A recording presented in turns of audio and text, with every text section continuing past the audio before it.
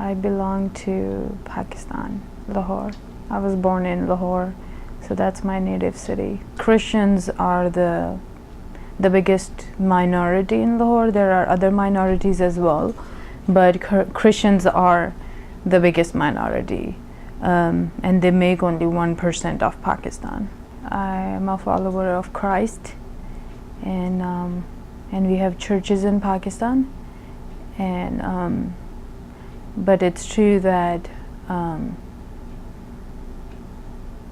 Pakistani government will give freedom to Christians to build churches and to practice their religion, but there's always been some kind of clash and persecution as well. It is a conservative culture, living in a Muslim country.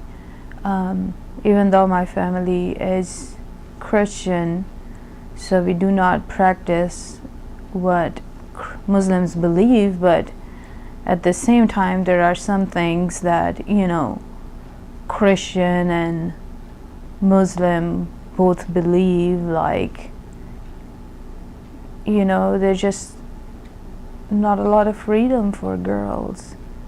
Some people just think that, you know, they just, as soon as they turn 16 or 18, they should arrange their marriages, and that's all. And that's how my father thought.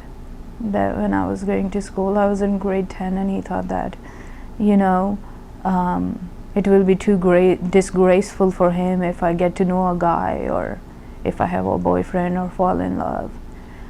So he was afraid of all these things, and because he thought that, you know, his reputation, you know, will be affected. And growing up as in that conservative culture was like, you always feel that you are not treated equal to men. You know, men has all kind of freedom, and girls are always restricted to do some things. There is always a kind of line that you cannot cross. Woman is not supposed to expose her body or show her skin, or, you know, go out without wearing this scarf. This should cover your chest and head, and when you travel in the bus alone, you know, should be wearing very appropriate clothing. Make sure that it's not tight, or, you know, not the kind of dress that shows a lot of skin, and sleeveless or big neck, because if you do, people think that you are not a nice girl. You're showing a lot of skin. You want people, guys or men, to come after you. You can actually get raped. I think I've been very fortunate that I did not have to face some of those hard things, and some things that a lot of people have faced over there. Anybody who says something bad about Quran or Muhammad can face death, you know, and there are incidents where Christian community, their homes are burned. My uncle's place where he lived, like, they burnt the whole community.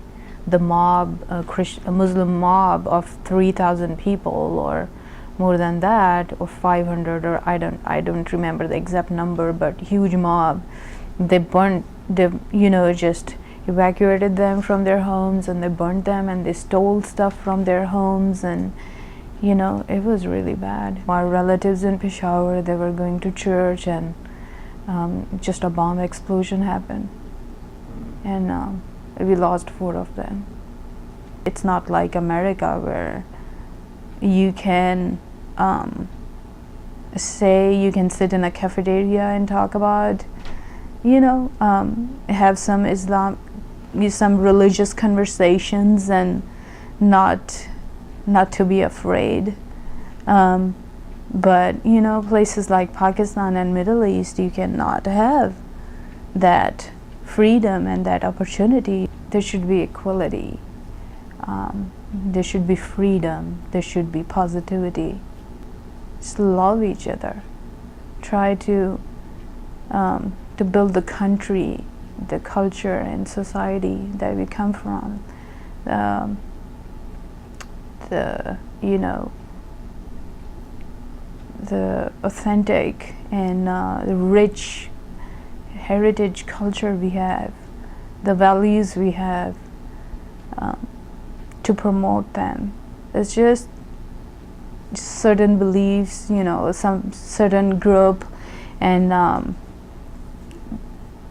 particular people who have spoiled the image of Pakistan. Pakistan is a beautiful country. There are beautiful people in there. Live and let others live.